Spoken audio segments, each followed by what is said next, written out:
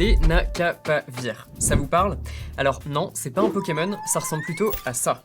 Ce flacon, c'est un médicament présenté comme révolutionnaire. C'est un traitement préventif contre le VIH. En ce moment, il est déployé dans plusieurs pays d'Afrique. Et premier résultat, il est efficace à plus de 96%. Mais du coup, est-ce qu'on va bientôt mettre fin à l'épidémie de VIH-Sida? Moi c'est Romain, et dans ce format, pourquoi? On se pose pas mal de questions que vous vous posez peut-être aussi, ou pas. En tout cas, le but, c'est de donner du contexte, aujourd'hui, sur le VIH. Déjà, de quoi parle-t-on? VIH, c'est l'abréviation de virus de l'immunodéficience humaine. Il se transmet par le sang, le liquide séminal de l'homme et les spermatozoïdes qui sont dedans, ainsi que par les sécrétions vaginales des femmes et le lait maternel. Le virus se fixe sur nos globules blancs, ces cellules qui nous aident à lutter contre les maladies. Il se multiplie dedans et les détruit.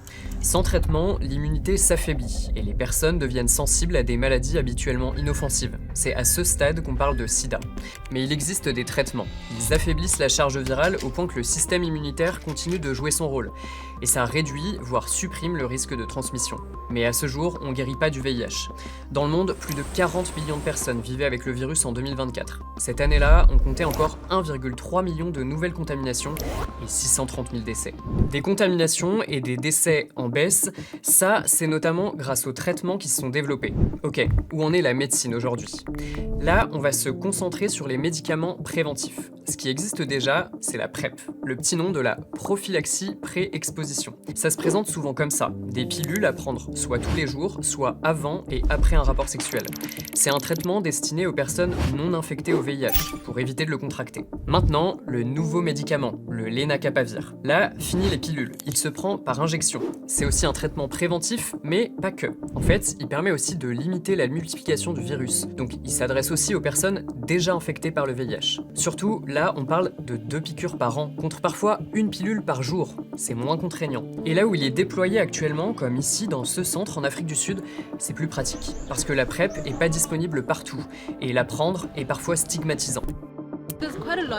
Il y a beaucoup d'enthousiasme au sein de la communauté. L'injection est vraiment considérée comme une révolution dans la lutte contre l'épidémie de VIH, surtout pour les jeunes, parce que c'est plus discret comme traitement. Oui, parce que prendre la PrEP en prévention ou être séropositif, donc porteur du VIH, c'est souvent mal vu. Et ça, même quand la charge virale est indétectable et donc que le VIH est intransmissible. Aujourd'hui, le lenacapavir est déployé en Afrique, dans ces 9 pays où une part importante de la population vit avec le VIH. Au Zimbabwe, par exemple, c'est plus d'1 personne sur 10. Là-bas, ce médicament est administré aux populations dites à risque d'être infectées. Les adolescentes, les femmes enceintes, les hommes ayant des rapports sexuels avec des hommes et les travailleuses et travailleurs du sexe. Ok, bon là on vous a parlé de ce qui marche, mais il y a un, voire plusieurs mais. Quelles sont les limites au déploiement du lenacapavir?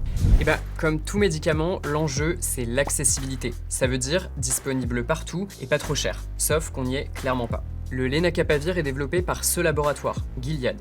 C'est un labo américain. Aux États-Unis, justement, ce médicament a été commercialisé à 28 218 $ par personne et par an. Bon, mais le labo a fait un geste. Des accords de licence ont été mis en place pour que des versions génériques du traitement, moins chères, soient fabriquées. On est sur du 40 $ par personne par an. Sauf que ça ne concerne pas tout le monde, seulement 120 pays. La plupart font partie de la liste des PRFI, pays à revenus faibles ou intermédiaires. Mais d'autres, comme le Brésil, l'Argentine, le Mexique ou encore le Pérou, en sont exclus. En fait, selon Médecins sans frontières, un quart des nouvelles infections au VIH auraient lieu dans des pays où les génériques ne sont aujourd'hui pas accessibles. En fait, cette logique de profit qui passe avant la lutte contre l'épidémie de VIH, c'est ce que dénonce aussi l'ONU. Ça s'inscrit dans un contexte où les financements des pays dans cette lutte s'effondrent.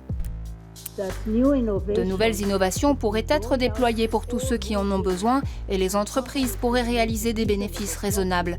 Ce n'est pas ce qui se passe. Au contraire, on cherche à maximiser les profits sur les marchés riches et à utiliser la ruse, consistant à avancer lentement dans les pays en développement. Bref, vous avez vu, on est encore loin de ne plus parler du VIH partout dans le monde. Il n'y a toujours pas de vaccin qui existe, mais le lenacapavir pourrait freiner efficacement les nouvelles contaminations. En ce moment, il est déployé dans plusieurs pays d'Afrique où le nombre de personnes infectées au sein d'une population reste élevé. Mais ailleurs, il reste ultra cher et donc pas accessible à tous. Je m'arrête là pour cette fois. Mais vous, dites-nous ce que vous en pensez. Et si vous avez des remarques, des questions, on est aussi preneurs. A plus!